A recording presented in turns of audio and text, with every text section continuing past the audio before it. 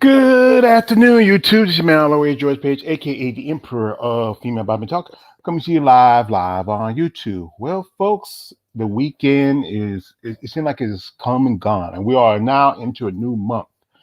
It's already April, and like I said again, the bodybuilding season started to pick up a little bit. We just had a show over the weekend. It was the Tri City Classic, and even though it did not have, well, it did have figure, but it didn't have women's bodybuilding or uh or physique. But there, I want to shout out to my man KL. One lady he did an interview a while back. That was Mandy um Harbin. If I got any, well, I got any right, you can tell me later. She competed, and and she, because also it was the big attention it was to this was the debut of one Miss Jordan Grace. You know, I'm a fan of Jordan Grace. Been a fan of hers ever since since I started watching her wrestle. I think she has a great physique, a great body. I mean, when if you go back to the Jordan Grace back in the day, yeah, she just made some improvements to herself, and I got respected for that because you know what, you know, she stepped to something that most people would consider very hard the thing to do to compete as a bodybuilder. And Jordan has evolved. She was, as you followed my channel and you I saw the video I did the other day.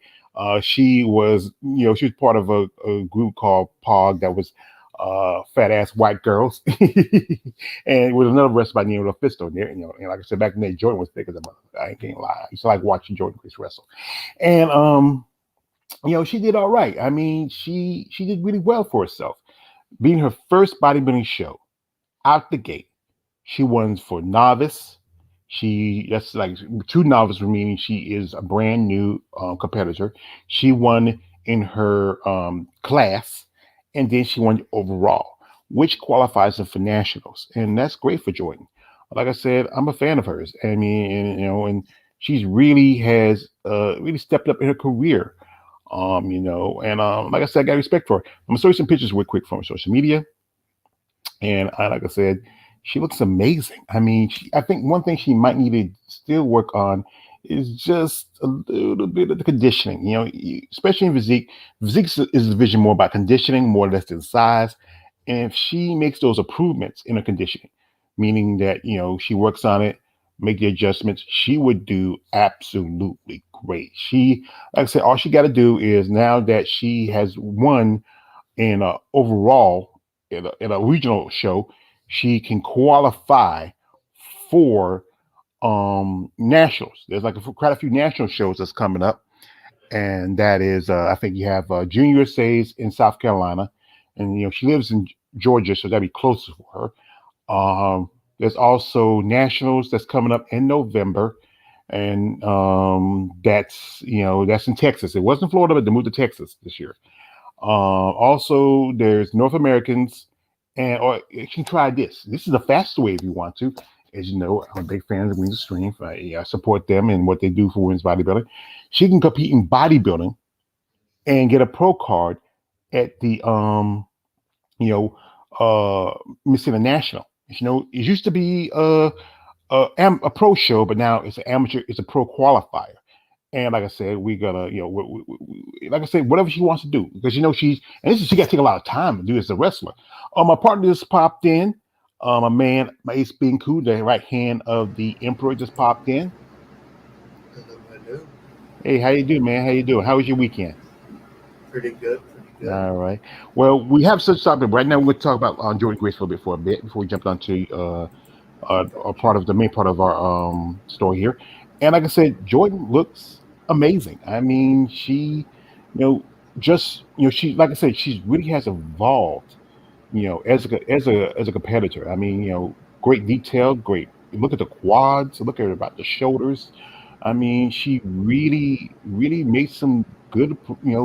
She has a great look to her. She's competing physique, and because it showed there was I think they had women's bodybuilding, but she was competing as a physique competitor.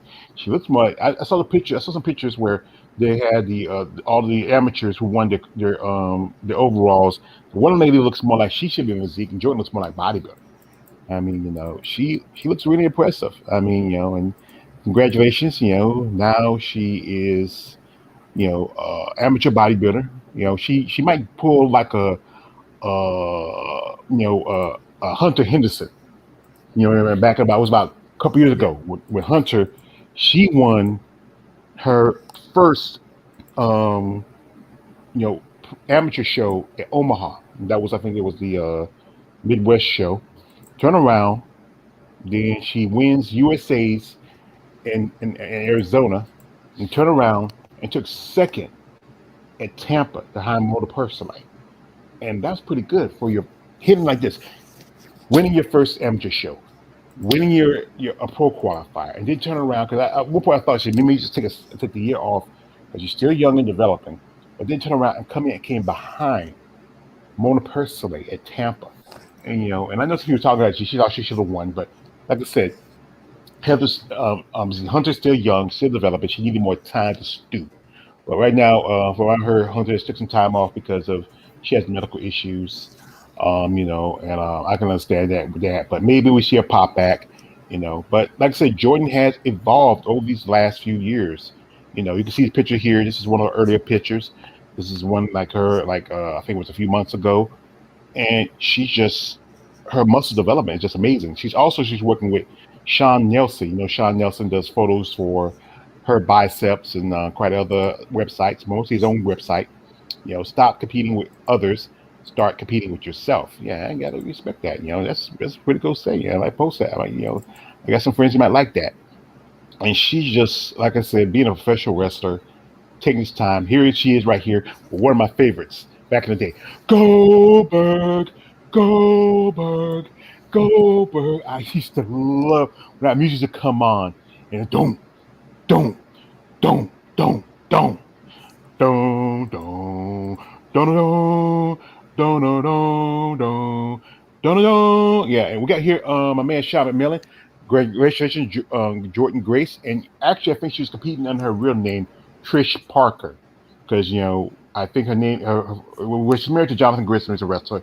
I think her full name is Trish, probably Trish Grissom, or she goes Chris Parker Grissom, or whatever. But I don't think she competed as Jordan Grace. But it's all I tried to find some pictures from the show, but I didn't have the amateur pictures up yet. She's looking amazing, if she do. Salute George Page, 100% boxing. Yeah, that's my man Mike Biggs from Mike Biggs Boxing. Shout out to Mike. I go over his channel, check it out. I don't follow boxing like that, but I do support him every now and then and check it out his stuff. He does great content on boxing. Go check out Mike if you're a boxing fan. You know, especially I'm more me and Mike. We're about the same age. We grew up with old school in boxing, but I kind of drifted away from boxing because it's not as like it used to be. It just no one has the passion like they used to when they're coming up. But like I said, but yeah. Oh, my man, just reminded me, so Angela Yao won her first show too. Yeah, I forgot. Angela Yao, she won her first last year. She won her first. um, pro show when she competed at the mm, Chicago. That's that's Yeah. pretty good. Angela. But like I said, but with that one, Angela, she it was a couple years before she actually competed. But like Hunter, that was more of like she really hit it. Yeah. Yeah. Yeah, yeah. Also, my man Sean says it would be great to see Jordan become an IFB pro. Yeah, because I think what that would do will help bring in, I would think, some more people into sport of bodybuilding who are fans or who are just curious about the sport. Who are fans of Jordan Grace. Yeah, I remember Jordan's talking about how she mentions on her social media how people kind of falling off with her because of what she's doing as a bodybuilder, going into bodybuilding. But like I said, this is her personal choice. This is her decision. This is, like I said, this is her dream. But like I said, I still follow her. I don't watch Impact Wrestling like that much. I might catch them on YouTube, but she really has evolved. Like you see this picture right here. This was, I think, maybe a couple weeks or so before her competition. You can really see how she's really made adjustments. I think one thing she does need to work on is the around about the glutes. She needs to tighten up a little bit. And yeah, they say they don't want you too much gyration, but they still want you to be a little more definition. And like I say, here's some more pictures of her, like this, the stuff. Like I say, she's working with Sean Nelson over her biceps. You know what? I'm thinking about. I might reach out to Sean. Like I say, I follow him on social media.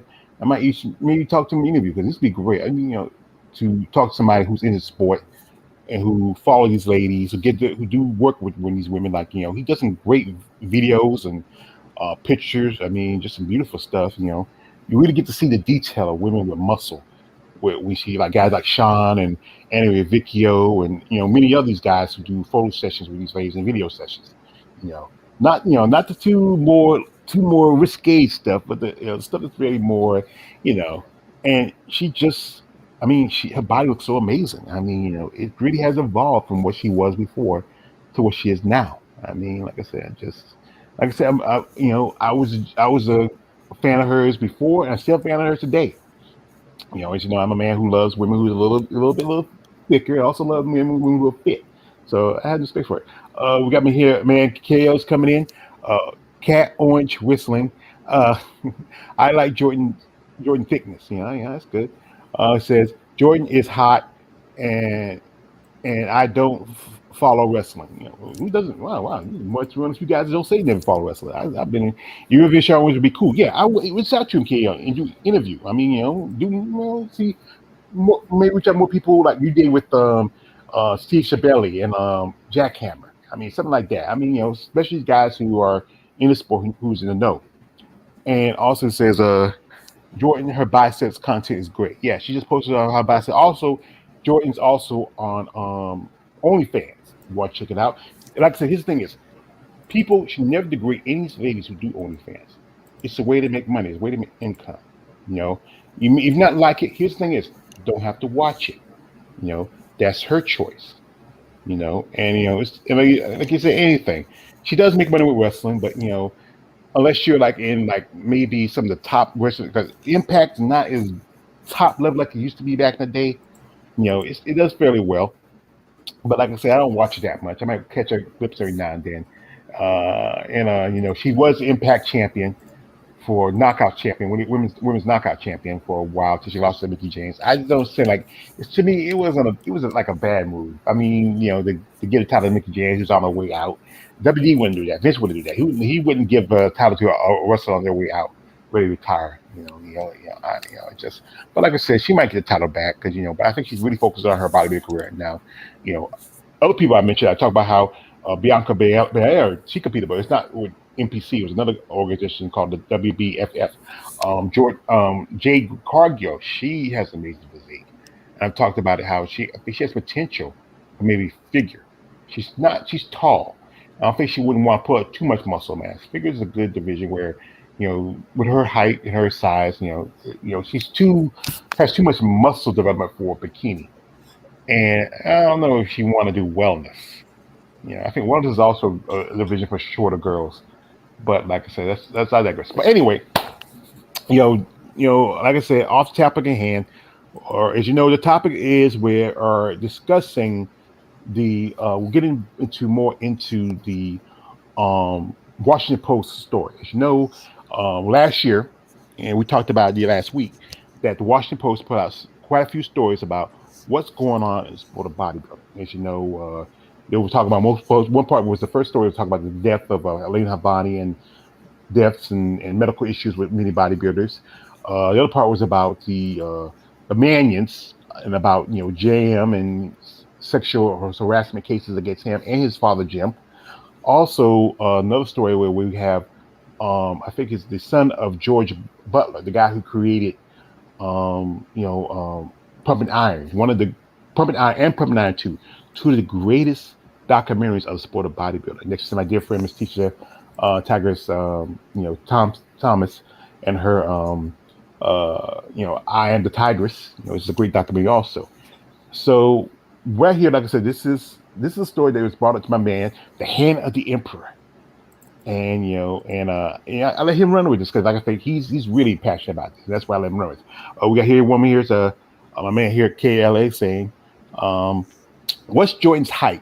Well, I think Jordan's got to be around about 5'2" because her husband, Jonathan Grist, is like about 5'4", 5'5", and I think Jordan's like about 5'2" or 5'3". You know. And also, he says there was a story about this on Inside Edition. Yeah, we talked about Yeah, this. Inside Edition is one of the few, I would say, news networks. Even though it's not news networks, it's more tabloid and thing, but it's still news that's talked about. It interviewed three of the ladies that's involved in the lawsuit, and I'm surprised not more of major network. But the fact is, my body's not is mainstream, but still something like this get more attention. As you know, there's already a lawsuit, a class action suit against the Manions, and I believe also possibly against the IV and PC. I think there's also they might even pull in Jake Wood, where I've heard it from some people, into this lawsuit too. yep. So Mhm. I'm gonna share my screens. All right, Share. all right, me. Okay. And this one is going to be about the structure of the IFBB Pro and the role of Jim Manion in it. Um, so this is a Washington Post exclusive, built and broken. And the title is "Rigged: The Undoing of America's Premier Bodybuilding Leagues" by Desmond Butler and John Sullivan. And this was December 16th, 2022. And here it begins.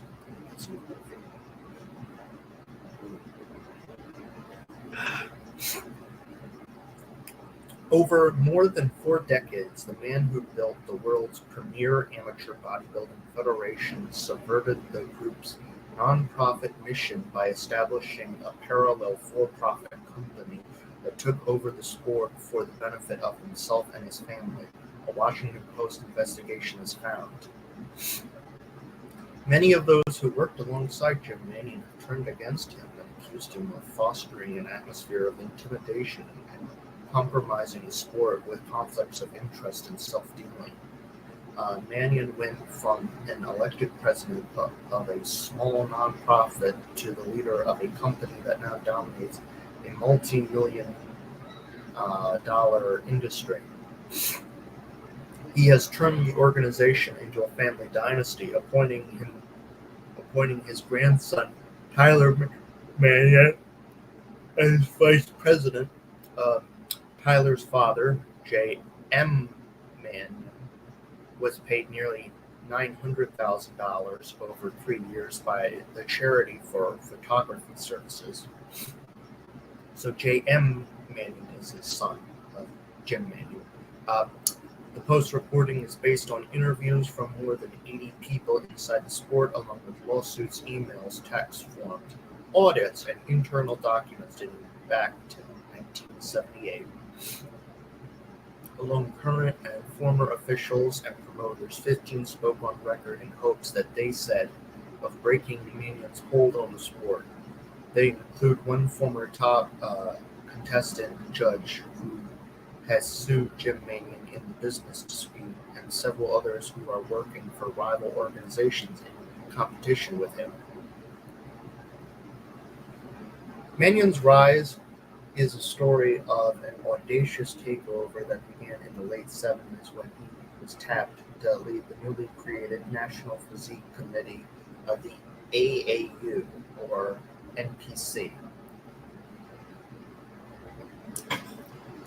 The nonprofit was founded as a charity for the benefit of athletes in the sport, quote, to promote and improve physique competition, end quote. Its charter states, gradually, oversight eroded. Former board members say they stopped receiving audits and financial reports. Elections and term limits went by the wayside, according to internal NPC documents. Mannion dissolved the nonprofit and turned the NPC into a private for-profit company. Such a change requires a vote by the board, according to the laws governing nonprofits in Ohio, where the NPC was incorporated. 8 board members told the Post that they didn't know that the organization was privatized until years later. Mannion continued holding board meetings as if nothing had changed, board members said. Steve O'Brien, a longtime NPC vice president, said that he didn't know that the nonprofit had dissolved until years later. Another board member said she first learned of the privatization when a Post reporter asked her about it in November. Quote, I'm amazed about the fact that these guys had stolen this corporation right from underneath our noses, end quote, said O'Brien, a former bodybuilder and contest promoter on the West Coast who competed in the sport's heyday in the 1970s at Muscle Beach, Venice, California. In general, nonprofit corporations in Ohio are not permitted to transfer themselves into for-profit companies. Kelly May, a spokeswoman for the Ohio Attorney General Dave Host, said, quote, Ohio Reserved Code Chapter 1702 permits nonprofit corporations to convert to other entities, but not to for-profit corporations, May said. Quote, in general, charities asset must always remain charitable, end quote.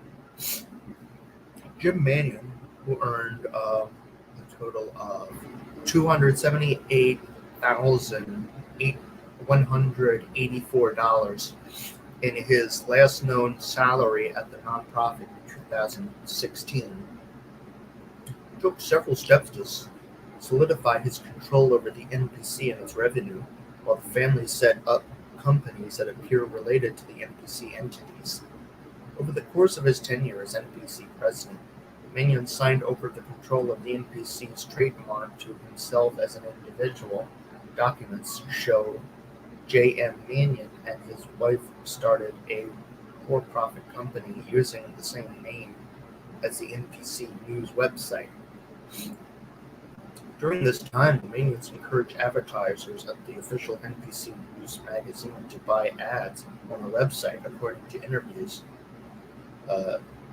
JM also listed himself as co-owner of a clothing company that sold NPC branded gear, according to his LinkedIn page, which was taken down after the Post asked a spokesman for Jim Mannion about it.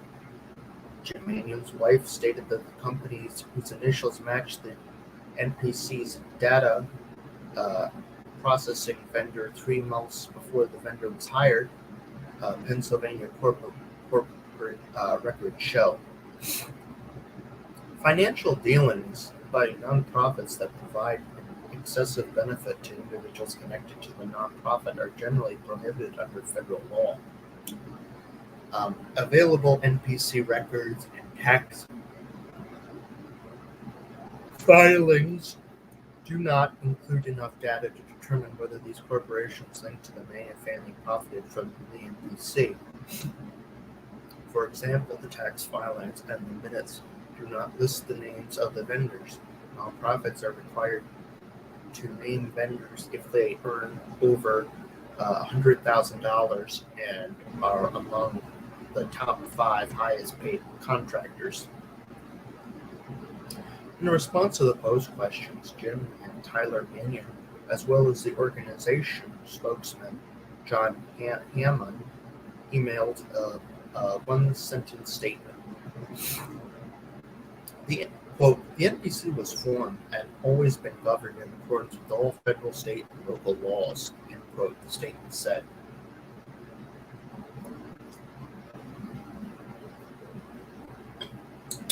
On October 25th, the Post published a story in which 20 women described their experience with J.M. Mannion. Some of the women said he asked them to pose for nude photographs that then appeared on his softcore pornography sites. After the story was published, an official was one of the 2 most prominent contests in sport. The Ono Classic said J.M. would not be photographing the event in March. J.M. did not respond for requests for comment. Following publication of the Post story, Brian H. Simmons, a lawyer representing Jim Mannion, the NPC, and the IFBB Pro, professional bodybuilding arm that Mannion also owns, said his clients, quote, emphatically deny any and all wrongdoing, end quote. Simmons added that some people cited the Post story, quote, possesses a clear animus against his client due to their prior disputes between the parties and/or the fact that they're competing or seeking to directly compete against NBC and/or the IFBB Pro League. Some high-profile figures in bodybuilding say Mannion has been good for the sport. Lee Haney, an 8-time Mr. Olympia, said Mannion has helped his mentoring program for decades. Quote, Jim Mannion is a man of integrity and we've been friends for years. We've prayed together over the phone, end quote. Yeah, well, it's totally not biased there. Okay, Sandy Williamson, a former vice president of the nonprofit NBC and a prominent contest judge, said the organization has done wonders for women. that is, it's what it does wonders for the women. They think it does wonders for, like, especially I think bikini or wellness, those divisions that are more, they can make money off of. But it's not really has done anything much for women's bodybuilding. They pushed out women's bodybuilding from the Olympia. Most promoters are not stepping up and giving opportunities for women's bodybuilding. And then in NPC, there's so few shows where there are regional shows or even pro qualifiers. It's only so few. You can probably find there's like 3 or 4 more shows that's pro qualifiers in NPC than it is for physique than it is for women's bodybuilding. And for a long time, they didn't have it even at the Arnold, not the Arnold, at the Arnold or at the Olympic amateurs. They just have it this year. They both just have it this year. Yeah, they just actually last year for Olympia, but this year for Arnold. Yeah, they mostly just slap on women like you slap on like a sticker on something. It's all right. Well, I'd like to continue. I'm sorry, I didn't mean you. No, that's okay. Okay. Need to break. Quote, I've been working under Jim Mannion for 40 years, and the guy has always been about the athletes, quote, end quote, Williamson said. Quote, he has always helped women get contracts and build businesses. He's always been about the athletes. The people who you are talking to are not part of this organization. anymore because they have never been about the athletes, end quote. While long viewed as a fringe sport, bodybuilding attracts thousands of athletes in the United States and many more internationally. The two organizations run by the Manion family oversee hundreds of contests per year, from smaller regional events for amateurs around the country and abroad to the headline competitions where top male pros can earn more than 600,000, such as the Olympia, which is now underway in Las Vegas. Pro women earn much less than men. The sport is both an art and competition in which athletes working out in the weight rooms to sculpt their bodies and following pre-contest diet regimens designed to better show off their muscles on stage. Athletes compete in categories based on the degree of musculature. In contests, they perform in a series of poses on stage for judges who score them according to criteria outlined by the federations. Well, wait for a second, partner. We just got somebody just walked in here. We got here my man, the female bodybuilding channel. I think that's JB over there. You know, he follows me on social media. Shout out to the female bodybuilding channel. It says, "Hey, you know, we appreciate y'all's coming through and you supporting our channel. You know, and I know they'll, like I said, they'll talk about this much here over in Europe because you know it doesn't affect them as much here, but it does. We have focus here in the United States. It's something that needs to be talked about, especially a lot of these platforms, especially dealing in the sport of bodybuilding." Yeah, I mean, I know that they have a few shows in Europe too, so, Mhm. but yeah. Um, Judges and insiders say the Manions have effectively built an old-fashioned patronage system to reward favorite athletes, coaches, sponsors, and others. Um, Several former officials and athletes said in the interviews that they were ostracized from Manion's organization after disagreements with him and his family members. O'Byrne said that he sold his West Coast shows for Manion, who chooses the promoters, asked him how old he was and suggested a replacement. Brian, who was 70 at the time, and selling seemed the only option.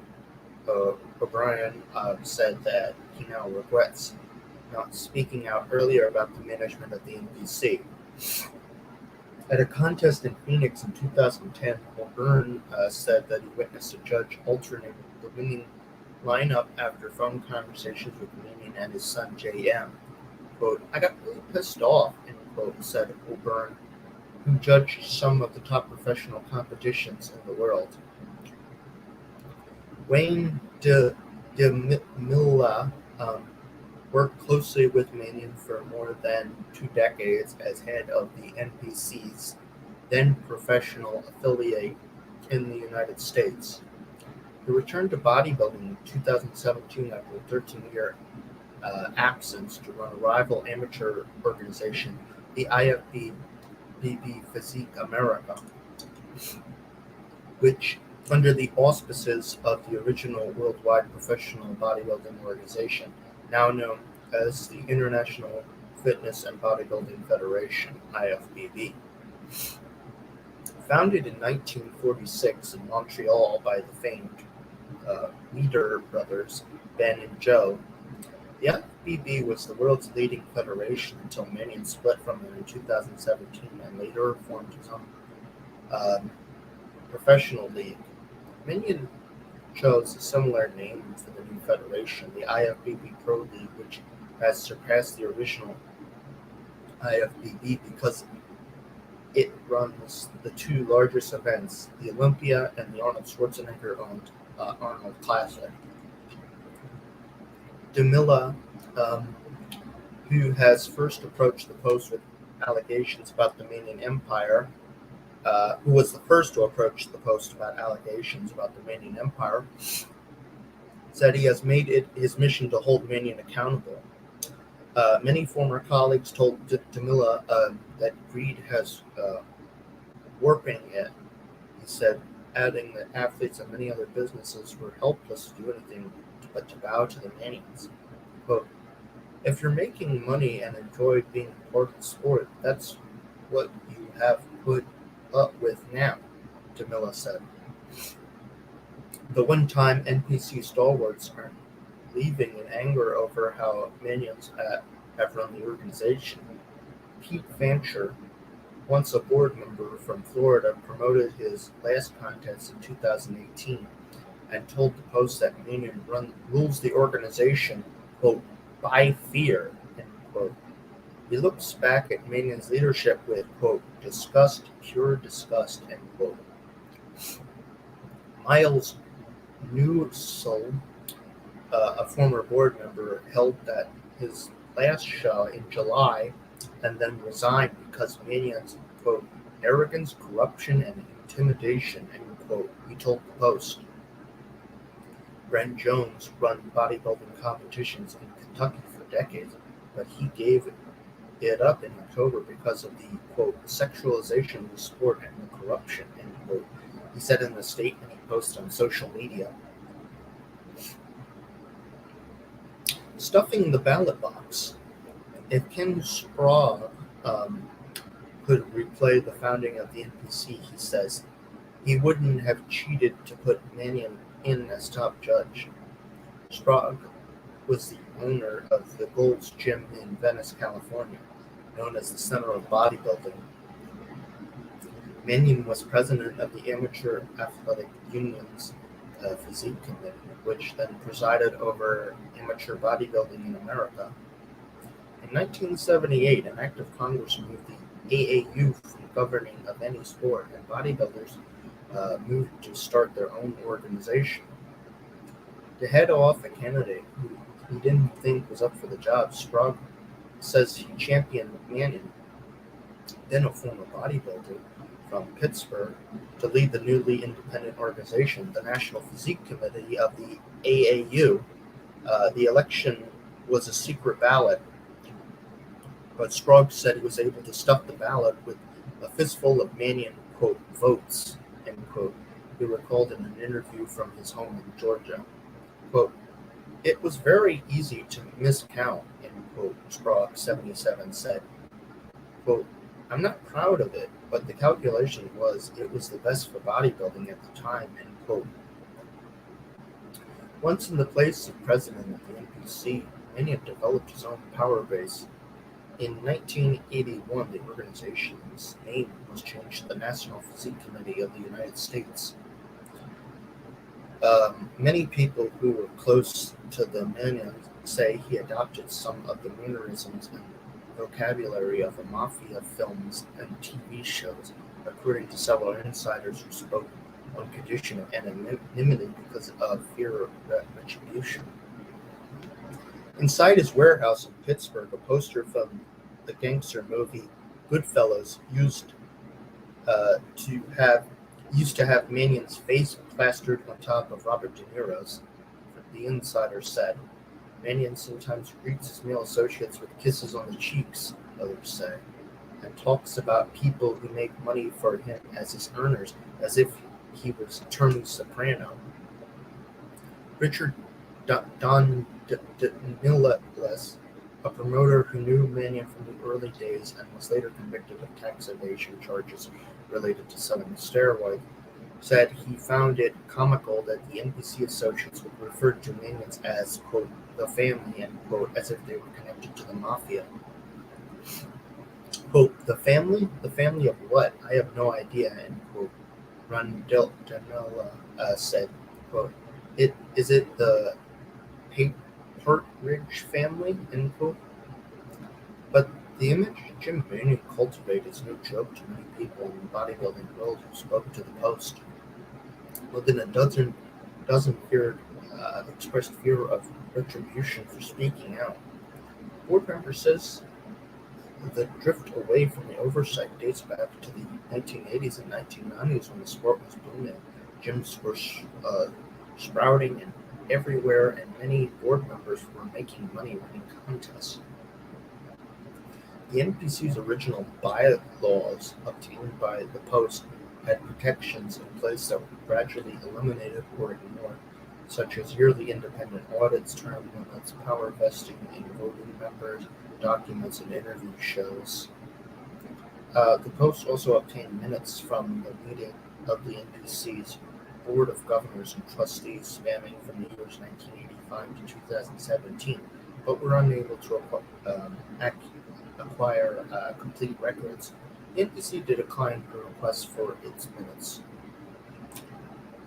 The board of governors had the power to choose which promoters could profit from major events while paying the NBC for the privilege. But over time, the board stopped selecting its promoters, former board members said, and the medians began picking them themselves. All of a sudden, you get the same promoters for every national event, end quote, said Jim Brockle, who was the NBC vice president, a frequent head judge at top pro events, and was once a close friend of the Manions. And there were no other bids. Bids were already sealed, and they were already determined ahead of the time, and that's how they went. Raquel, who now works with DeMilla as executive president of the IFBB Physique America, says he's been cast out of Minion's circle several years ago. Raquel, who said he ignored the direction to stay away from DeMilla, an outspoken Minion critic. DeMilla was not working in the sport at the time, and he and Raquel had friendly dinner. The word got back to Minion, and Raquel said the two argued. Raquel said Minion told him, quote, "If you think you can talk to anyone you want, you were mistaken," end quote. Minion stopped assigning Raquel as judge of his federations. Raquel said, so he resigned. Raquel and the Minions demanded that promoters pay his way to the contest, sometimes with first-class plane tickets, and put him up in fancy hotels. Quote, it was always a suit, Raquel said.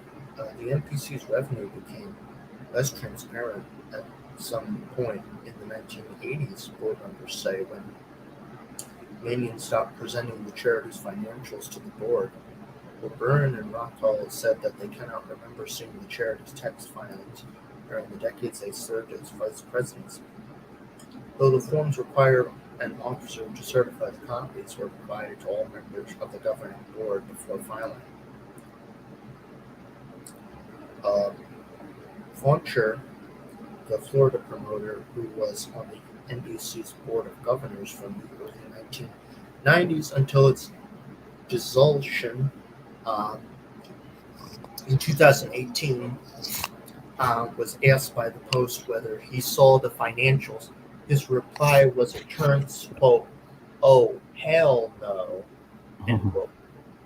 Yeah, this is we have JB saying like the good old Weeder times. Yeah, I remember the Weeder brothers, Ben and Joe. You know, Joe was the face, Ben was the man behind it, and yeah, I think when everything started to change a bit after the Weeders died, that's one thing I believe that where how things started to change because I think you remember Jim, he worked under Ben, Yeah, and and then when they, like I said, only one left is I think Ben has a son. I don't think Joe had any children. It was him, his wife Betty. I think she's like about 90 something, I believe. And just like Walmart, it's just that they just as long as they pay the family to use especially you got to pay the family to use the image of Joe Weider. They don't care how it goes anymore. They're not as into it like it used to be anymore.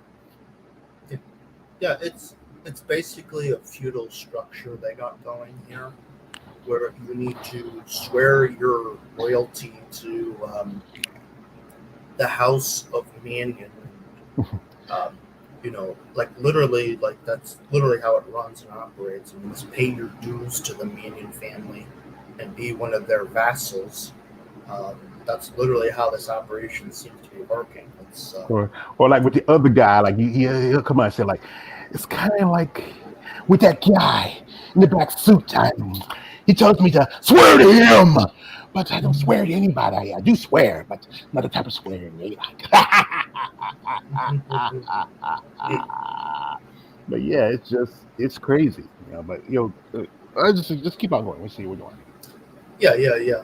Um, Many of the officials and promoters who spoke to the Post said that they noticed that during the nonprofit era, NPC branded clothing and gym gear were being sold by businesses connected to the Manions. This is not allowed under the rules governing nonprofits unless the board approves a license and the NPC is compensated at fair market value. But the board members were unclear whether the NPC was compensated. They did not ask. Quote, all insider transactions were looked at by rules governing excess of business transactions, end quote, said Benjamin Leff, professor who teaches law of charitable and nonprofit organizations at American University's, quote, Washington College of Law.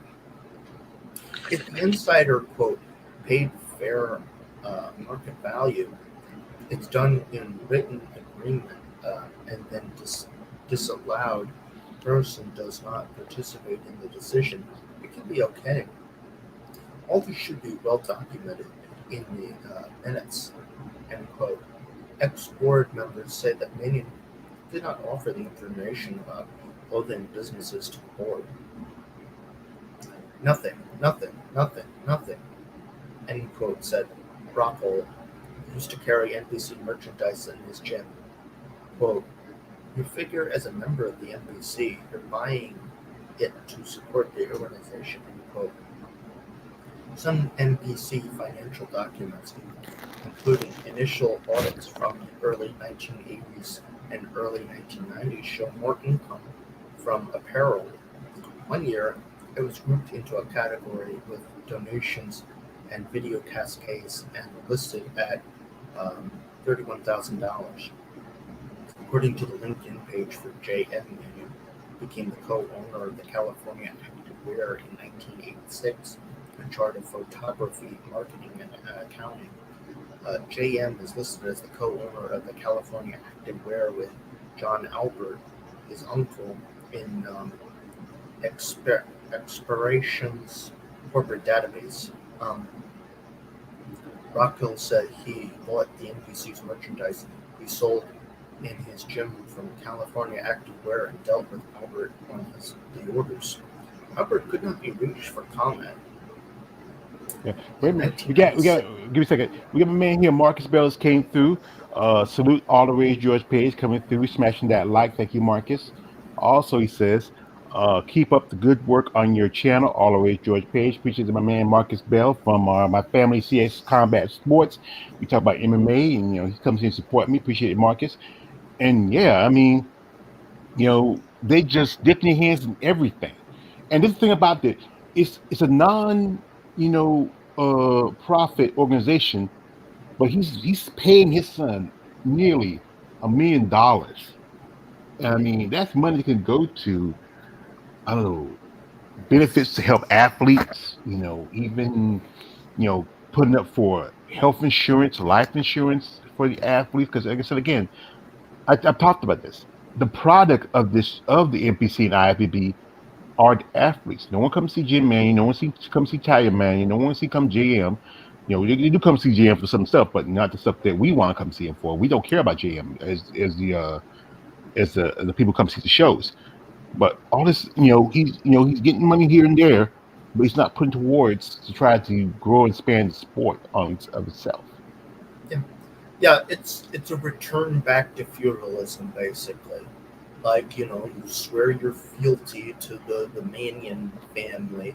You live under them as, you know, you do Servant. business under, yeah, you do business in the Manion castle, and you have to, all your dues go to the Manions, and he allows you to uh, compete and, whatever. And yeah, it's basically that kind of hierarchy that exists there, and it seems that he's integrated a large part of his family into the business.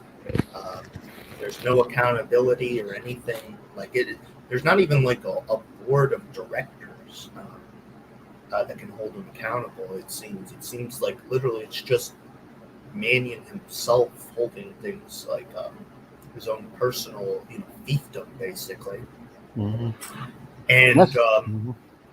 yeah, it doesn't even seem like he even abides by like laws at this point. And that's the thing with most corporations, even if it is a nonprofit corporation, there is board of direction. There's votes. You have a CEO, but even CEO don't really run in there, and he's really just beholden to the directors. They can actually you can kick out a CEO out of his own company, Yeah, especially if he's doing stuff that's not detrimental for the company. And yeah, like I that said, happens all the time. yeah, and it's just this man. He's been running rough shop because both Wheeler brothers are gone. Ben was actually the brains behind the business. Joe was the guy who was just up front. He was the figurehead. And Yeah, with them gone, it's just he does what he wants, and he has no one to answer to. And yeah, that's why he's not concerned anymore. He can do what he wants and don't have to answer to anybody but himself. yep. Um, in 1996, a website linked to the California Active Wear was registered to J.M. Mannion's personal website, his personal email. The site NPCwear.com has offered NPC branded apparel since at least 1997. Archived versions show Internet domain records show that both NPCwear.com and the NPCwear.com have both been registered since 2000 to JM Productions, a company owned by J.M. Manning. Corporate business records show. At various times, the clothing sites included links to JM's softcore pornography uh, sites the Post found. Board members say that they were not aware of any licensing of the NBC name. In a 2008 lawsuit, however, the NBC stated it had licensed its trademark for clothing but did not name any companies. There is no line uh, item for apparel income reporting in tax filings for NBC from 1998 to 2017, and the filings show no revenue from the licensing of the trademark during that period. The treasurer. Board members described Harry Woelfel, NBC's longtime treasurer who became vice president of the private NBC company, as quiet, reserved, and often in the background. Woelfel was also busy, according to tax filings made by the nonprofits. He worked 100-hour weeks between 2006 and 2009. Woelfel was making uh, 108 108,000 annually from the NPC and was listed as working an average of 40 hours per week. Um, but this was only his second job. In the years, he also earned 88,000 to 112,000 a year from the nonprofits Printers Association he ran.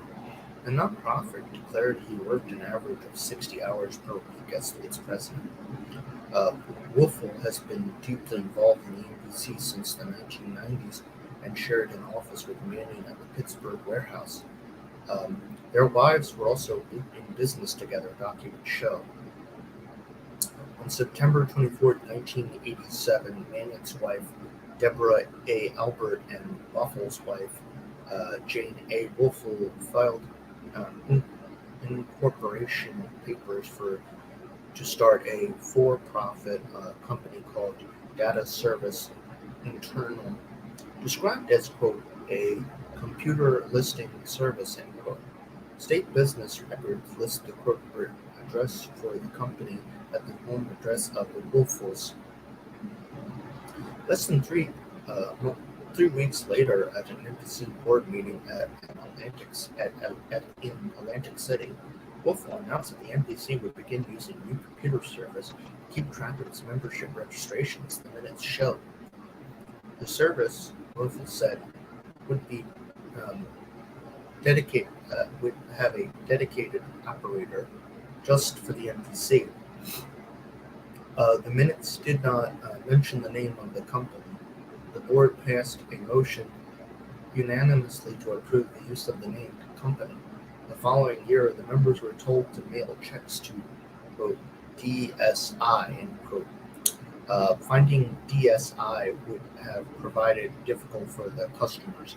The Post would not find a listed phone for commercial business address for DSI or locate the company in any commercial credit or business database over the 35 years it had been in business. After the switch to DSI, data processing costs for the NBC grew steadily from 51,000 in 1985 to 425,000 in 2004, NBC audit records and tax filings show. In 2015, the final data processing is accounted for. The NBC spent 284,000. Even the addition to DSI services, the NBC continued to rely on an outdated system to register members, according to a case study by Blue Archer, a Pittsburgh-based company hired by the NBC to help transition to online registrations in 2016. In the study, Blue Archer said that the NBC had relied on an ineffective paper system for membership and was, quote, stuck in the past, end quote. The NBC, quote, the NBC did all 50,000 memberships by hand, end quote, the study said. Members would print cards off the website and send them to the NBC headquarters in Pittsburgh. Quote, the NBC administration team would then collect all the mailed applications and check and manually enter all the handwritten information into the system, end quote, the study reported. Blue Archer did not respond to the requests for comment. Questions for Deborah Albert and Harry Wolfel were provided to the NBC spokesman Hammond, but did not respond. Jane Wolfel is deceased. JM Productions. For 3 decades, the nonprofit produced a magazine called NBC News as a benefit to members and funded by dues. It also ran a compensation website, npcnewsonline.com, administered by J.M. Manning and J.M. Productions, and were registered to NBC News. In late 2013, J.M. and his wife, Deborah Milo Mannion, registered for a for-profit company called the NBC News Online.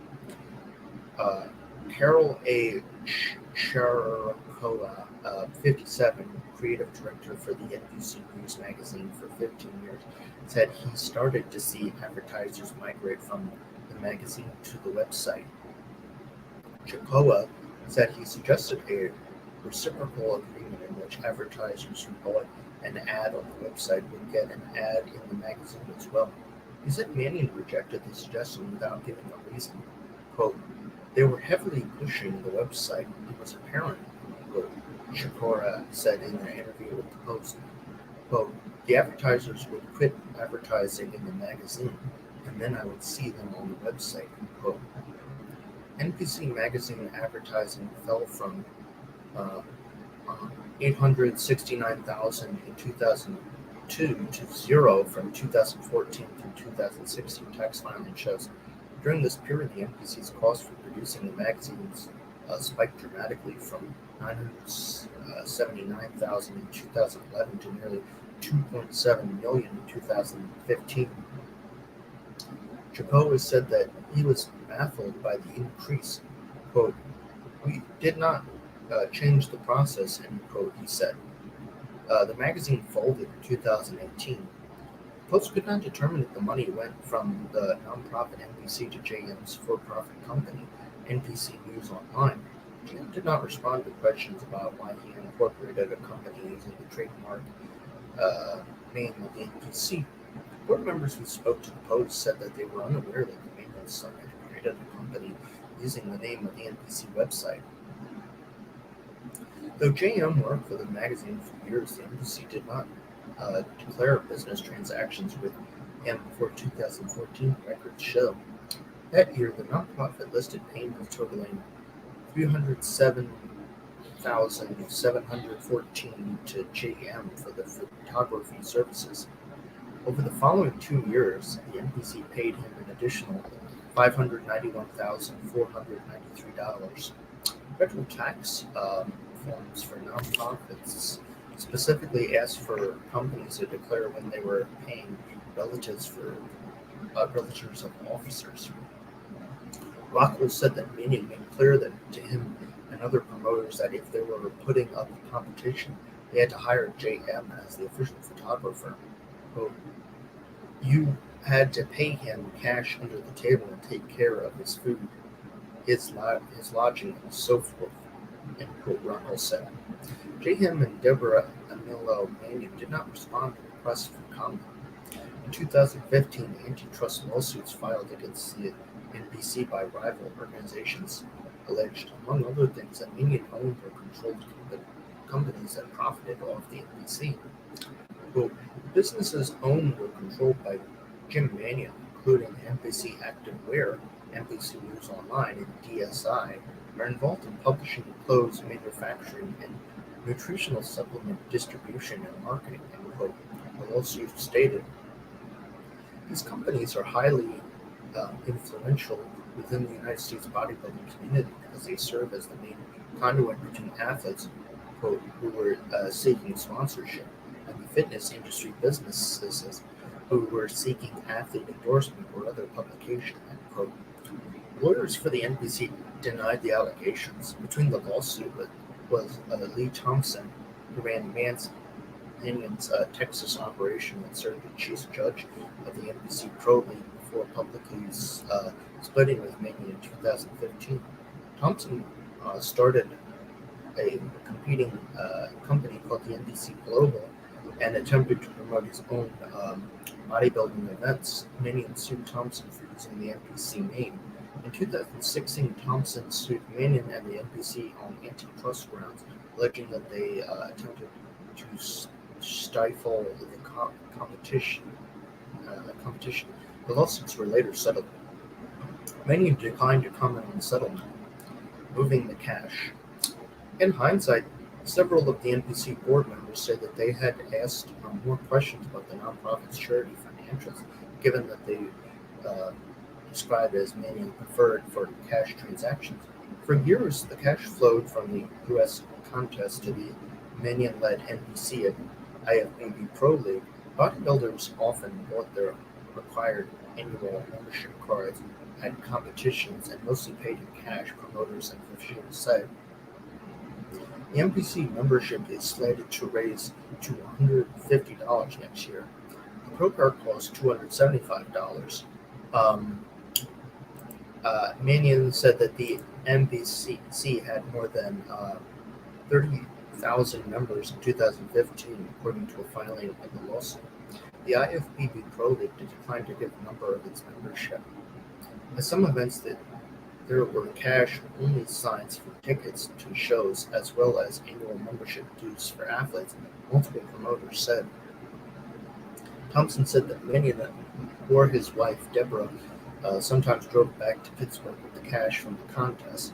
When they did not attend, 4 promoters said cash or cashier's checks were slipped or flown back to Manion in Pittsburgh.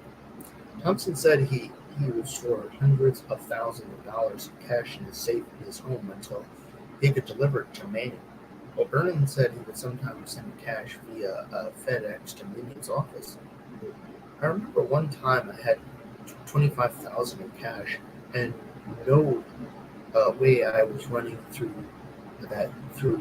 on my personal account. End quote. He recalled. Quote, I would bundle it up and send it overnight. Fortunately, none of it got lost. End quote. Sometimes money flowed from Manion to the NBC officials. Quote, I remember that what year it started, but all of a sudden he was cutting checks to some of his trustees, end quote, Rockwell said. I'd come to a meeting and he would give me a 5,000 check, and so I would say, quote, well, look, what's this for? Well, because you're doing a good job, you know. Benedetto Mondello, runs competitions in Italy for the International Fitness and Bodybuilding Federation, which the NPC was affiliated with until May and split from in 2017. Mandela said that because the break, he was sometimes asked to wrap cash in newspapers and mail the bundle to Manion's Pittsburgh office. In 2015, email to Mandela obtained by the Post, Manion's secretary advised him that he could no longer send payments to MoneyGram or Western Union because the transfer services have said they have reached their limit. Quote, so you either send a money order or another way to send cash by FedEx or DHL, but you don't tell them to cash it. Say it's contract or they wouldn't allow you to send it, end quote, the secretary wrote. Quote, if you ask a friend in the United States if they can send it for you, that will also work, end quote. The NBC secretary did decline to comment to the Post.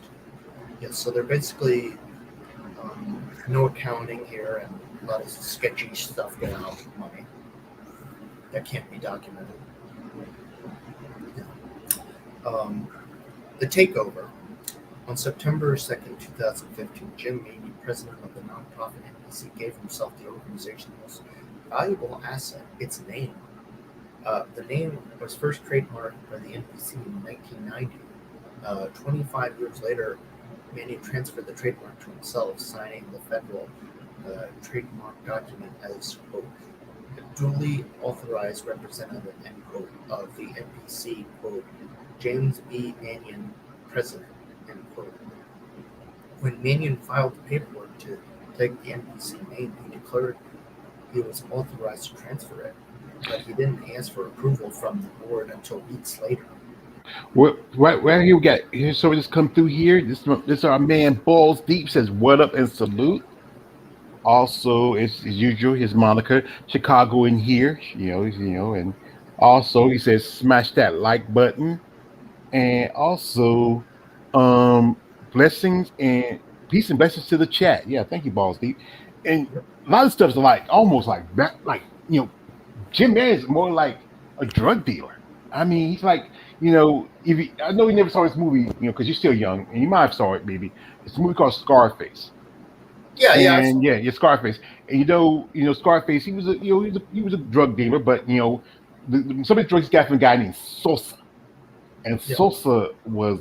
He was the top guy. You remember the movie? In the movie, when Tony didn't do what he wanted to do, was kill that guy. He said, "Kill that fucking monkey." He was the guy, and that's what Jim is. He's like Sosa. yeah, He's like, he has so much control. He has a grip. What he's doing, money transfer it like to like UPS and HCL. I mean, it's just crazy. yeah, yeah. He's just, everything has to go to the Manion, and then he dishes out, like a patronage system. Yeah, Like, like the mob. Like I know a friend of my man Big Keith tell me it's just more like the mob. You got guys like they sit like you have sitting head at the head of the family. You got the Manions. You got people like Gary Udit. You have Tim Gardner. You have Jake Wood. He's kind of part of it.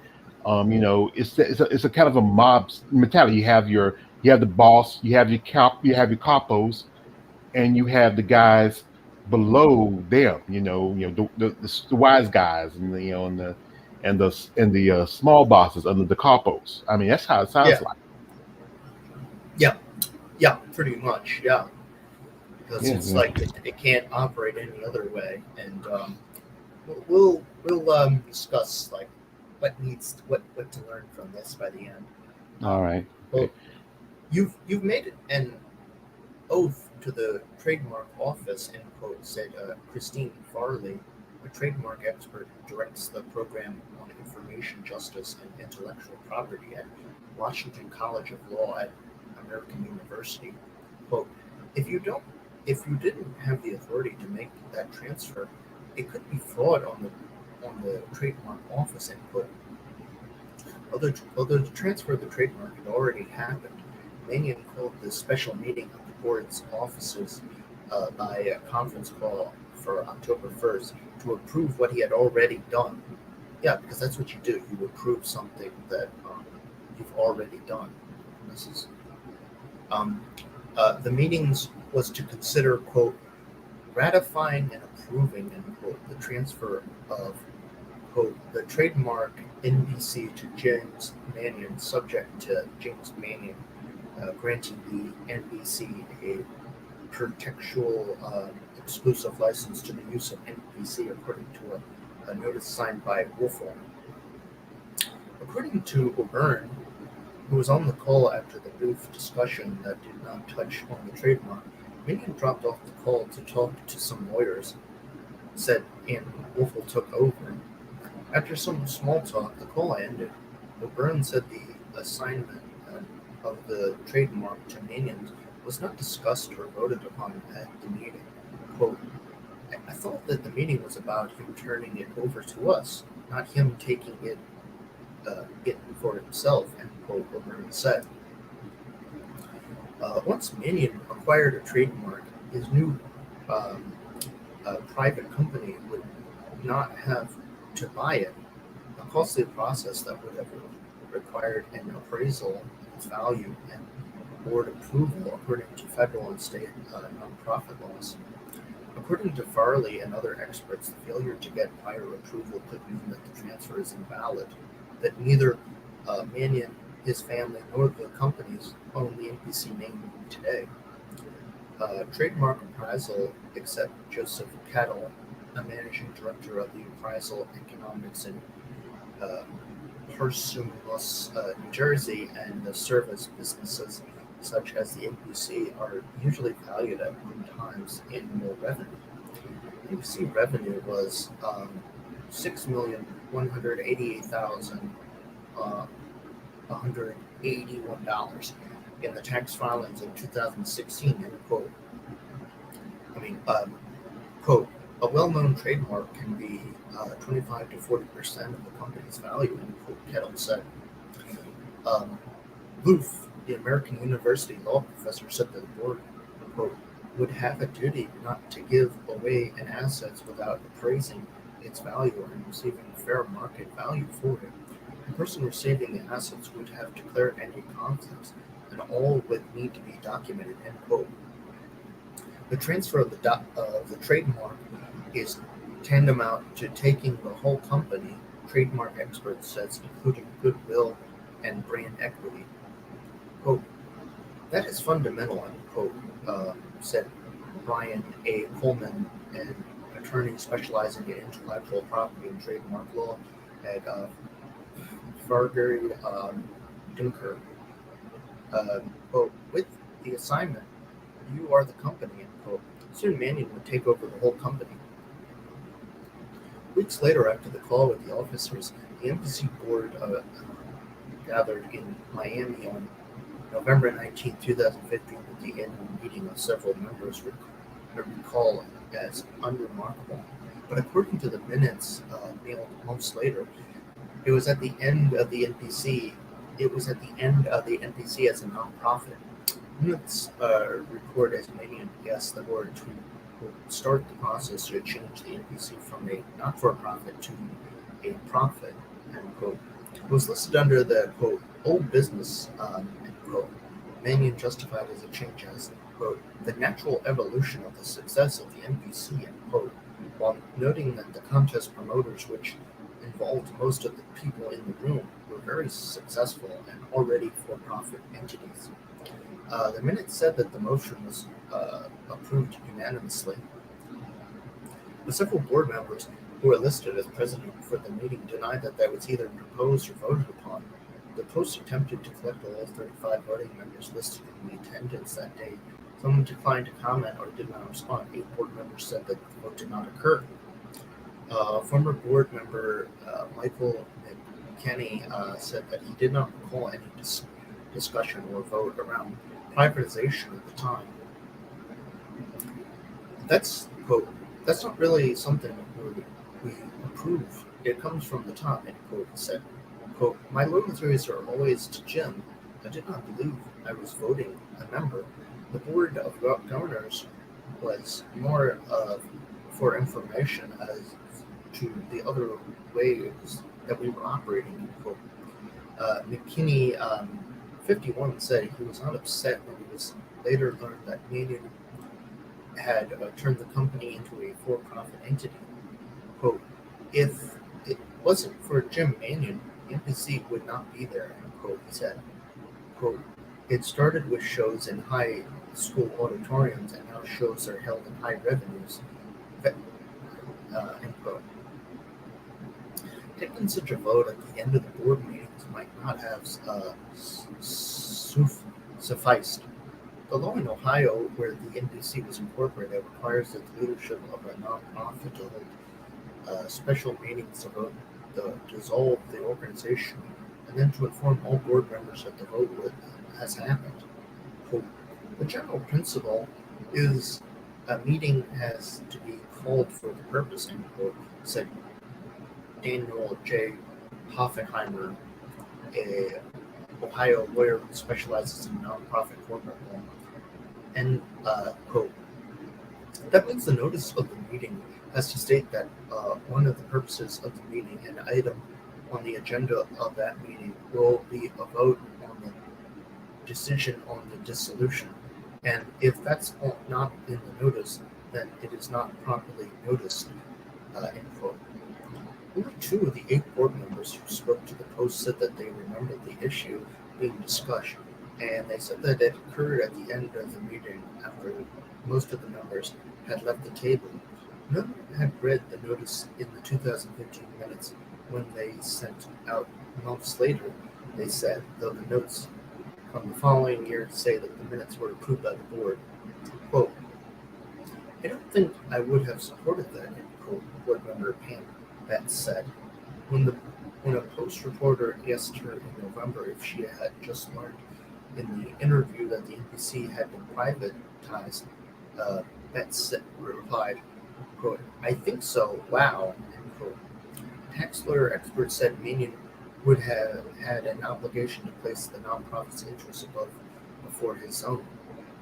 Quote, the duty of the loyalty says that the officers and directors, again, who are managing the thing have to do a shared duty not operate the organization to benefit themselves, end quote, said Philip Hackney, a lawyer professor from the University of Pittsburgh. Quote, you've always not supposed to take the business opportunities that the organization might have, end quote. After the vote, it would take more than 2 years to unwind the nonprofit, with the final dissolution recorded in 2018 with the Ohio Secretary of State's office. Manion had already applied the trademarked name he had taken from the nonprofit, the National Physique Committee of the U.S., to a for-profit company registered in Pennsylvania. In the NBC's final years as a nonprofit, certain expenses soared. Among them, the NBC spent $1.69 million on management fees in 2016. There have been no such fees recorded since at least the late 90s. Several of the board members said in the interviews that they were not aware that they could not understand the sudden appearance of large management fees. Quote, I'm flabbergasted, end quote, Blitz said. Quote, I don't have any explanation for this, end quote. All the 8 board members at the 2015 meeting who spoke to the Post said that they were in the dark when on March 15, 2017, the NBC began giving away its remaining cash assets, a legal requirement when nonprofit dissolves. Quote, when a nonprofit dissolves in Ohio, every asset must be independently appraised and valued, said. Hofferheim said, quote, that includes things like trademarks, copyrights, any intellectual property that is owned. There's nothing to prevent a board of directors from dissolving the nonprofit. However, they have to comply with the requirements of the statute, end quote. All the assets of the nonprofit, he said, have to be distributed for the nonprofit purposes. The tax form for the 2017 lists donations to Manion's Church, Our Lady Victory, and the Pittsburgh YMCA, among others. The donations totaled $214,280. According to the officer at the church, Manion had been making donations for years in the name of the NBC, although the three board members who spoke to the Post said that they were unaware of them. One donation for $35,280 went to a nonprofit mentoring program in Georgia called Haney's Harvest House, run by Lee Haney, the Mr. Olympia champion, who just so commented. Uh, he hosts a yearly NPC sanctioned bodybuilding competition that doubles as a fundraiser for Harvest House. Well, Burns said that he didn't understand what happened to the nonprofit until 2020 when a friend showed him the publicly available 2017 tax filing indicating that the nonprofit had been dissolved. Now he says it's clear that Manion deceived him, and the Manion called annual board meetings in 2018 and 2019, behaving as if the company was still a nonprofit. Quote, they talked about a board. I mean, come on, there was no board, end quote, O'Byrne said. Um, when a nonprofit dissolves in Ohio, it must notify the Secretary of State's office, which the NBC did in 2018. It must also um, alert the Attorney General's office that the company's assets have been transferred to another nonprofit, Hoffenheim said. The spokeswoman for the Ohio Attorney General said that the office has received no notice of the dissolution from the NBC. Quote, our office does not have any evidence that between 1978 and 2018, the National Physique Committee of the USA ever registered, filed annual reports, or submitted a dissolution, they said. As Manning was privatizing the NBC, he ended the organization's affiliation with the world's biggest bodybuilding organization, the IFBB. Um, in September 2017, international judges from the IFBB arrived in Las Vegas for the Olympia competition, but they were barred from judging, according to Paul Philipborn, one of the judges. Manning brought his own judges and continued as the IFBB Pro League. At the NBC's annual board meeting held in November 2017, Mannion told the board that the NBC had been separated from the IFBB according to multiple meetings. Most of the top professional bodybuilders went with Mannion, as did the promoters of the Olympia and the Arnold Classic. In 2020, he sold the NBC trademark back to his own now nonprofit company, the National Physique Committee of the USA. A filing at the U.S. Patent and Trade Office said that the company paid $10. That is the end. That's a lot of mess going on. And, as you know, they split. As you know, it was one organization. It's now two organizations because it was one point which is IFBB. Now I think it's IFBB Pro League. I think it's IFB Elite League. I think they just split about a few years ago, and Yeah, he because ran. So, more backstory. He ran the IFBB Professional League when it was created in 2015. Prior to that, they didn't really have a division that organized the elite shows, which Minion ran. So he then just decided to take the IFBB Professional League and the NPC and just split from the IFBB, which then had to create its own professional league and its own professional league at that point.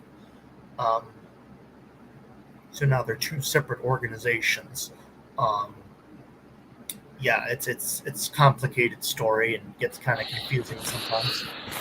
yeah, it's a mess because a lot of it's most about money, and you all know, even though bodybuilding, some people say may not be as lucrative it is, but there's money coming from somewhere, and this money could be put towards, like I said, I know most good part of the prize money comes from sponsors, but if they have enough money to throw around to give JM like nearly $1 million here, $500,000 there, this and there, they can put it towards maybe up the prize money for women's bodybuilding and the other divisions. You can put towards maybe Excel again. How there should be some benefits to being a pro. You paid a pro card, $200, $300 a year on a pro card. You should get some, things out of like Social Security. Money should go to Social Security. Money should go to health and life benefits. If you know, so especially if you get Housing, out here. Hmm, housing expenses, travel, all this yeah, stuff. yeah, little stuff here and there. To to the competitors. Because so again, the competitors are your product. The NBA, they invest money into the product. And like these players, they do have sponsors and stuff. They do have companies that go after them. But at the same time, the NBA still has pension plans. My man Big Keith, he played football. He quit football years ago, and he still gets a pension from the NFL. Because of the years he put into it. It's just as we said again, the whole Mannion family is like a mob. There are, and we all know, Jim Mannion sits as the boss of all boss. His son, even though JM doesn't want to be part of the business part of it, he still gets the benefits of it. His son, Tyler just he's not even 30 yet. The kid I think is like 25 now. And he's getting pushed as a president. I mean, he hadn't even he's still wet body ears, breath smell like Similac, and his balls hadn't dropped yet. Yeah, yeah. Yeah. He wants to. Minion definitely wants to keep this completely within the family control. You know, Hmm. it's yeah, it's this. We're bringing this up um, because is this good for the sport per se? Is it good to have one guy pretty much running everything and more or less having a patronage network? I mean, we saw it with like what was the thing with like the Lee Haney donation that he did to Lee Haney, and it's like Lee Haney then says, "Oh, Jim Manion's a great guy." Well, yeah, he donated money to you, probably a lot more before that. So yeah, it makes sense when you not to bite the hand that feeds you, pretty much.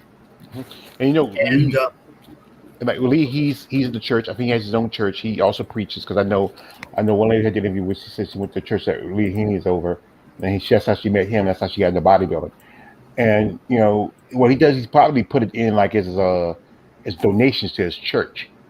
And I was a big Lee Haney fan back in the day. Uh, Guy beat Always record for the most Miss Olympia wins.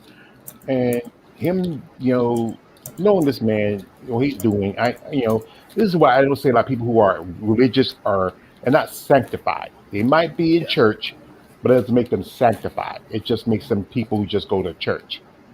And yeah, it's just, yeah. Well, you know, churches are nonprofit, tax exempt. yeah, that's a good thing right there. It's a good way to collect money. I remember when I was doing research about William Luther Pierce, who was, in case you're wondering who William Luther Pierce was, he was the guy who wrote the Turner Diaries and Hunter. He's the guy who inspired the Oklahoma City bombing. He was a American neo-Nazi, one of Mm, those leading active ones. Um, when I was going through his son's book about his father, called Hate Monger, he created his own. What was the organization called? Uh, he created the Cos Cosmo Cosmoth- Cos- Cosmothist Community Church. Um, it wasn't a religion; it was more of just a way of receiving tax exemption for his organization, and that's kind of what he did with things like that. Any way to dodge you know the tax collectors, pretty much. And yeah, we're seeing that with Mannion too here, and Lee Haney and others like that. This is what the environment creates, pretty much, and I think some solutions. We've heard it before. I know Irish Kyle has suggested, there needs to be a union in for professional bodybuilders to unionize. mhm. Um, there needs to be the Manion family needs to pretty much be removed from bodybuilding for the next pretty much for foreseeable future. I would say that there needs to be an embargo on Manion family from joining this organization. Um, so Tyler, I would say his grandsons should be barred from joining the organization until they have children. I would say that would be a good way of doing it. And I would say that it needs to go back to being a non-profit organization where the board of directors actually has power and teeth. And there needs to be benefits for IFBB pros if they win a pro card, because there needs to be something to it other than just sending $275 as due fees. Yeah, I've talked about this. Some people like. I remember I was on IG and I was talking with Margie Martin. She said, "Well, where did I talk to the promoters and sponsors? They're not going to listen to me. They're gonna listen to you athletes. But the problem is they're too afraid of taking a risk. Anytime you try to do something like this, when you try to start something where which it try to benefits the people that actually post benefits, it's always gonna be pushed back against it, especially from the higher ups, especially on the people on the higher end of the spectrum. It's more like kind of a I'm not gonna call it slavery. No, it's not slavery. It's more like it was a thing they used to do for a lot of people who came from Europe who come over here and you work for a family for a extended amount of time until you pay your debt. I forgot what it was. I could go even one step further and go over my own family history. Like, for example, my family. Um, I don't know if I want to say my surname of my last family, but it comes from Scotland. And the house that they were, basically subservient to, because we didn't come from like, a well-established house. We come from like a very subservient, lower, the low houses. We come from a house that was the Graham house, and they were the ones that ruled over us and that family, historically speaking, because it's like a feudalistic structure. I mean, you got like um, the final house that rules everything would be House Windsor, because that's the house of Queen Elizabeth and Charles II. And then you got these other smaller houses in like Scotland and England, Northern Ireland and Wales that have to pay their fealties to House Windsor, and that's kind of how it goes here with the Manions. You got Manion, and then pretty much all the loyal subservient houses that have to pay dues to him, and like this mafioso structure that he's got going here. Yeah, that's how it says. It's like Tony Soprano, like all he misses is big pussy. And the thing is about the mob is one of the biggest baddest mobsters back in the day was Al Capone. And what took down Al Capone wasn't from all the years of his bootlegging, murder, dealing, and other stuff he's doing, extortion, was not paying his taxes. You know, And also getting syphilis. And yes, yeah, civil part, yeah, that's what they get. yeah, But the main part was not paying his taxes. And I know because there's a lot of cash in this. And, like I know, so you tell me how certain promoters were they deal just straight with cash. They don't take a credit card. You got to make sure you have cash on the bellhead. But the thing is, you have to if it's like you have to keep if you're using a credit card, you have to keep account of that use of that money, because that goes once like I said, you use your credit card, it goes to your bank, and the yeah, bank knows where it comes from. It goes, bank is a federal institution, and they know if you use your credit card, because I got a credit card. I yeah, don't carry cash that much anymore. I used to carry cash when I used to work at my job when I was a strip club, because I always had to make change for the girls every now and then, and and that job I used to get paid under the table. But with these other things, you have to be accounted for every little nickel of a dollar. Like my old job, when I used to work at Sophie's. We were owned by the family who owned the Sophie family. We owned that company. At Christmas, we used to get cash money. Depending on how long you get anything from 20 to about $100. I remember that last year before another company bought them out, I got $50. I was getting $50 from my side job, my part time job. I got $50 from them at Christmas. I get $50 from my mom, get $50 from myself. I gave that was a Christmas gift from my mom. But when the other company came in and they switched over, said we're not going to do that anymore. You get a $25 gift card to Walmart. And you tell you the truth, $25 to Walmart don't mean anything. By the time you go in and buy two or three things, you already spent it, maybe even more if you're not careful. They say they want to keep account of every single little piece of dollar, especially if they get audited. They want to be make sure they have all their basically I say it like this, all their lowercase t's crossed and all their um, lowercase i's dotted. Yeah, You know, yeah, and that's another thing too is the accountability and keeping track of things. I mean, like it's just a rush of like you know cash, which is unaccountable and you can't really keep track of it being sent to Mannion, and it's just like it's. We need to ask the question: is Jim Mannion good for the sport of bodybuilding? no. And the answer is clearly no. Hmm. Like it's he's in it for the money, and that's it, Hmm. and all above anything else. Yeah. He's in And, it for the money, the power, prestige. mhm. And even with Joe, he did it for money, but he also Joe he loved the sport because, like I said, he was the guy who really gave the IFBB and NPC their life. It was for guys like Joe Weirder and his brother Ben. They wouldn't be IFBB, IFBB, you wouldn't be NPC. But because they're gone, and the people that really was about the sport, who really was about this sport growing and getting success, they're gone. They walked away from it, 'cause especially when Jim took over and he just kind of ran rush shot where he has no one to answer to. That's the thing is, even Vince McMahon, he has to answer to a board because his wife is, I think, who's he supposed to be.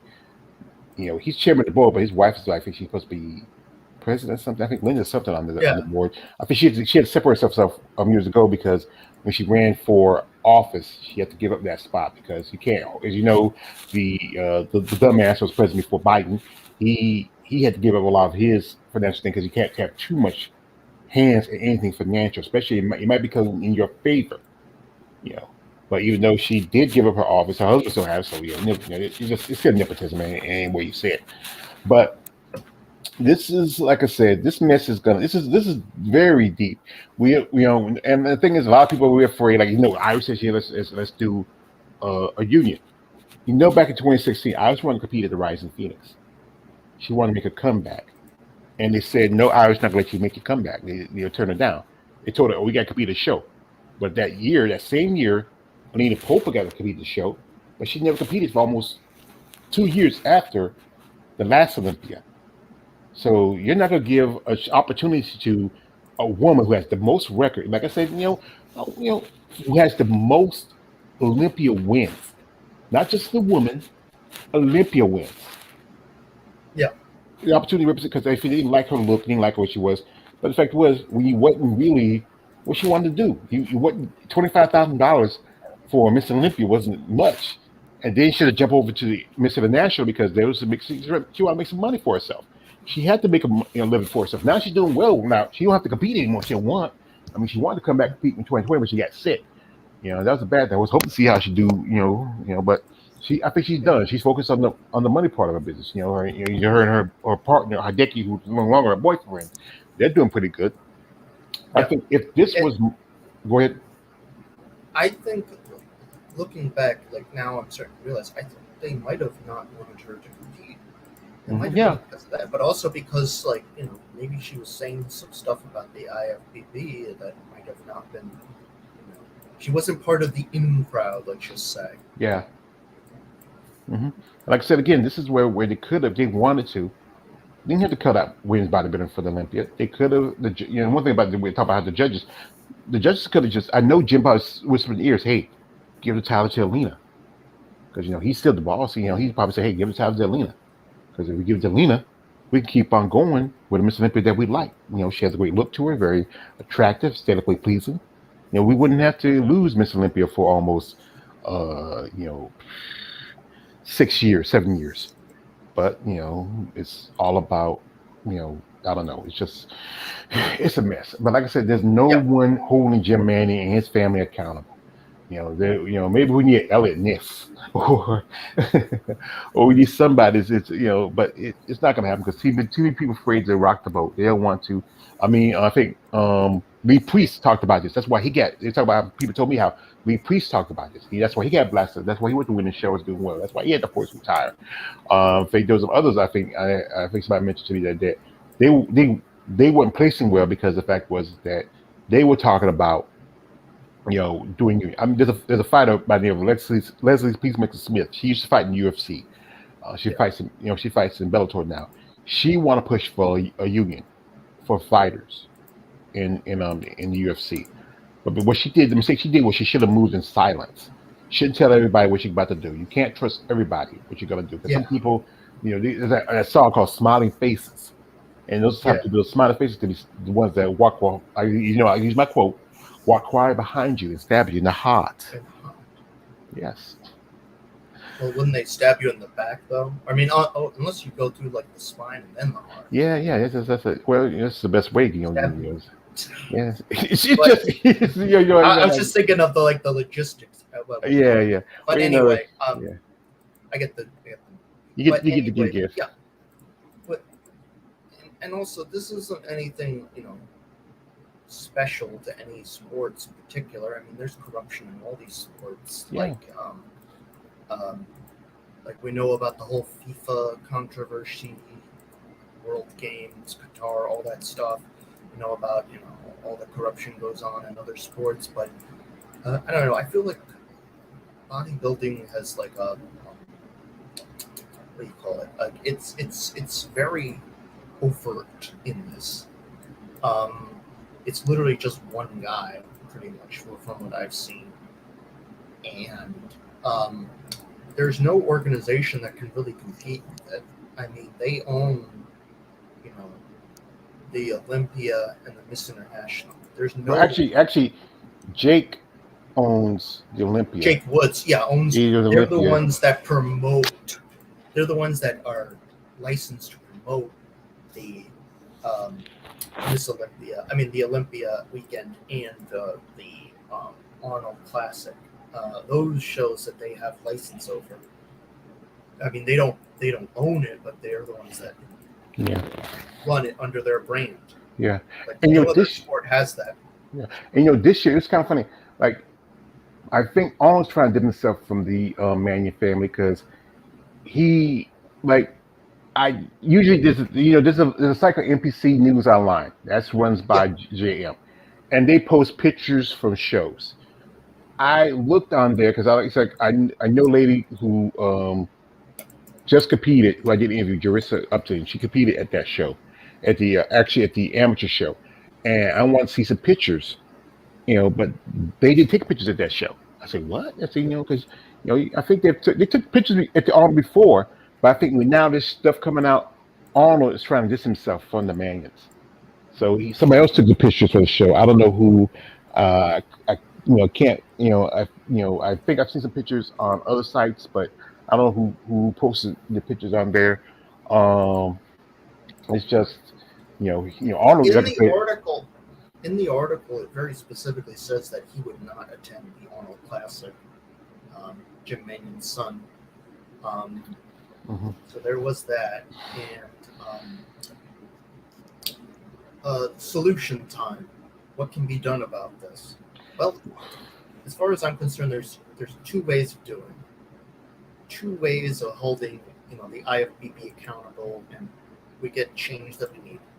One is through the government taking action, and right now I don't see that happening No, because one, it's not on their radar, and two, guy.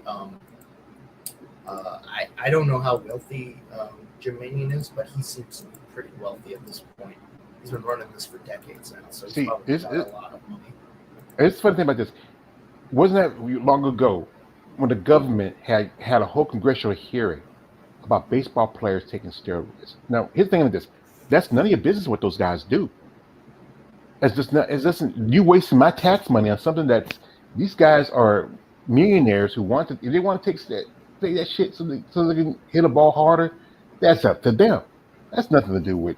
I know America is the. I know baseball is the American game, but to me, I haven't really watched baseball in years since I was a kid. I don't really watch baseball at all. I got a nephew. He still likes to watch baseball, but I don't really watch baseball. Who watch most people when they had that strike? It took them a long time to recover. Basketball, it recovered a lot quicker than baseball did after they had at least two strikes in the NBA, but they recovered a lot quicker. Baseball, it took them a long time for them to recover after when they had their strike. But like I said, yeah, you don't expect the government if there's not anything we look to because they're not going to bother with it. If it's something where which it's like. mm, Especially since baseball is again it's an all American game. They're gonna say, but bodybuilding is not considered a real sport in their mindset. It's like my man, Sean, Sean over there at bodybuilding for dummies. Shout out to Sean. Brothers in busy. I hope he can put out some more content and get a chance to. I said that it's considered like a pageant, but he's not. He want to be seen as a pageant contestant. And that's how they see it. It's like no different from like Miss USA's or Miss America's like that. But we get guys with muscles and women with muscles. It's just the big difference. But if this was more like something that was like one of these businesses that was caught in some kind of like remember Enron when it got busted or something like that, the government will probably put a hand on it. But like I said, it's nothing really affects them and their bottom line. Yes, JM probably get the money where he can pay off a few politicians. It's like that old saying, he's playing tricks and everybody sucking his dick. Yeah, it's so yeah, and all right, so we can scratch off government doing anything. So then that leads to the question of it's going to have to come from the the fans themselves because like we're the ones that watch these shows, we're the ones that are powering the show. I mean, we can't really expect the athletes to really stand up to Mannion because one, you can't bite the hand that feeds you, and two, you'll be blacklisted forever. So it's literally going to have to come from uh, um, From the us. fans themselves, the people. Yeah, we're the ones that you know donate and watch these shows, and we're the ones that are contributing as best we can. We need to express our distaste with how the sport is going and the changes that need to be done because we're the ones with combined like one like me alone saying I want change that ain't gonna do nothing. Who cares? But if we got like tens of thousands of maybe millions of fans across the world saying it, then there's a problem and there's going to have to be change at that point.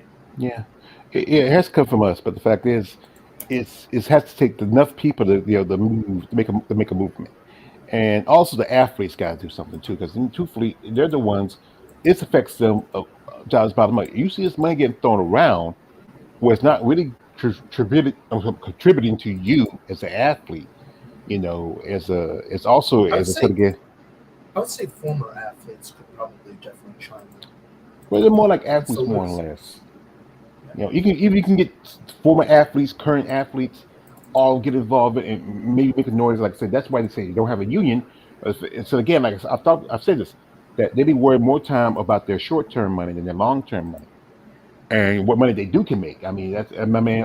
One man said, yeah, there's no money in it for these competitors. If winning prize money, if that's about it, and and anything else is from what sponsors you get or donations, or if you like I said, a lot of ladies in the sport, you're doing things like OnlyFans, her biceps, and all these other things to make an income. But if it was more lucrative, when which they wouldn't have to rely on these things. I mean, I think someone will still do it because hey, it's still a way to make a little side hustle for yourself. But still, as the athlete and as the product, you should be able to fight. It has to happen within more or less than outside. Yes, us people need to say something, but the fact is, most people are complacent. They're just going to accept things as they are, and they're just going to roll with it. And like I said, one thing, if you was just one person in there, one person can be pushed aside, but you got to make yourself like this is like I said, one of my favorite quotes in Batman. You got to make yourself more than a man. You got to make yourself a legend if you want anything to get done. Yep. And I think that's a good way to end off on this. Yeah, this is. I mean, like I said, you do pretty good, son. You do pretty good. You Mhm. get, little man, start got some heart. You stepping up. I'm proud of you. Nice, nice indeed. Yeah, Yeah, yeah, this has been a pretty good series. It's been very eye opening to say the least. yeah. I think Just people. Go ahead. yeah, it's just that I don't think people know a lot of this stuff. So this is like really eye opening. You just going in and people can now listen to this instead of having to read a gigantic article and be like, okay, this Yeah, is what's going on. yeah. It's like reading. Listen word by words. I mean, or no books by like how the book by tape. I remember I listened to one of my sisters some long time ago, and I think it was the book for the Firm, the movie with Tom Cruise, but this was the book version of it. And I listened Yeah, to it on a tape, and that was a long time ago. I never really watched the movie, seen little bits of it, but never really watched it. But I listened to the book on tape. But yeah, I think like anybody, like I said, there's some people who did. If you like it, and you don't have to stay here, you can go. But if you genuinely interested about what's going on, and with the Washington Post, you go to their channel, you have to pay a fee. Hell no, I'm not paying no ISIS. I'm on a yeah, budget. They just cut out our emergency food stamps here in North Carolina. I can't. I need every little dollar I can put into what's feeding myself because trying to eat healthier. And I got bills to pay. I just got my car fixed. That wiped me out last month, so I'm just getting back on my feet. I appreciate my brother. He got his money from his taxes, gave me some little money that helped me out a little bit. But that's the thing is always going to be about money. Especially America is the most money driven country in the world. There's other countries where in which you get better benefits. You can have like this countries where you can have 2 3 weeks off. You don't have to even work 40 days a week. There's you can't put America on the same, but there's countries that do better than America. It's just that we don't pay attention because we're so focused about what's going on. But so again, if anything has to be done truthfully, you can. Us the fans need to say something, but we're not gonna say anything. We're just going to complain and say things until it's to the point where which it really bothers us, where we have to say something. We might, but until someone makes people like Jim, like the Mannion family accountable, it's just things gonna be as business as usual. That's how it is. yep, yep. Yeah. So, like I said, so you did a great job. Proud of you. You did a good job. And this is a good subject to talk about. And people should really talk about this amongst themselves. Folks, like I said again, this is something that in the sport of bodybuilding, we should not just focus on competitors, also focus on the other side of it, the business part of it, the part where we as the fans we need to pay attention to the most because I said again, these athletes are the product, and they should get much as they put into sport as they get out of it. They put a lot of money into competing in this sport, but they barely get anything out of it if they're lucky enough to get a sponsor or lucky enough to get some kind of financial support. And that's just one thing I talk about on my channel, and that's why I like to talk about this. This stuff like might bore you, but like I say, it's about getting educated, and education doesn't always mean it has to be exciting. Yeah, it is serious. Yep. Sorry. So I think we're done here, right? Yes, sir. I'm gonna go eat something because I haven't All eaten right. all day. Me too. I'm gonna do a little cooking because it's already a little bit past about supper time, so I'm about to probably throw something on the oven and just and just read back. But like I said, I appreciate you what you did. This is a great. This is like I said, this was your baby, and this Yep. was your opportunity to shine, and you deserve this because like I said again, this is just about as much as your challenge as mine, and that's why I get the opportunity. That's why I sit back, listen, let you talk, come in when I feel like I need to come in, and anybody has a problem with it, hey, you know what? Come see me. Come see me. This is my boy. Come see me. You got a problem? Come see me. I'm talking to you, KL the Wanderer, hater, hater. Keep hating, you can't hate no more because I'm a hater too. But also, I'm that other guy, and I love chaos. I love anarchy. And I love dynamites and gasoline. But like I said, thank you, Jen. Appreciate you Yep. for this. Peace out, everybody. Have a All right, good go ahead week. and have your lunch, son. All right. Anyway, folks, this was a great, thing to do. And we, as I said again, we need to really focus on what's going on in the sport of bodybuilding, not just the competition, but also stuff, the behind the scenes stuff. And I say like this: if you're someone out there who's interested in maybe sponsoring an athlete or someone who wants to see things go better, you have to say something. You have to get enough people. You have to start off slow and start growing and growing and growing. When we become a force, no one can stop you. That's why they killed men like Dr. King and men like Martin Luther and Malcolm X, because they were a force. They were getting strength, and that's why they call them out. Because if they got more and more force and more strength, no one could stop them. No one can. So anyway, I'd like to thank my man, the Hand of the Emperor, Jen, for dropping this great story. We have to thank all the people who came through. My man Balls Deep, my man Marcus Bell, my brother Marcus Bell, my man Sean McMillan, KL the hater, not the wonder, the hater. So hey, brother, if you want to come on here and talking junk, come on here. But come see me, boy. Come see me, boy. Come see me, boy. What? What? What? I have to go with my Stone Cold. I might get a Stone Cold moniker next time instead of the joke. I'm gonna say, what? Come see, son. Want a piece of me, son? Come on, see me. Anyway, thank y'all folks for listening to us, and hope the best of you. Enjoy the rest of your week, and thank you for taking the time, and thank you for people who like, comment, subscribe, share, support the sport of bodybuilding. Not just the ladies, but also the men here who could be in the sport too, because they need as much support as anybody else, even though they make a little bit more money. Anyway, this is me always Joe's page, aka the Emperor of Female Bodybuilding Talk. Don't like, subscribe. I am out.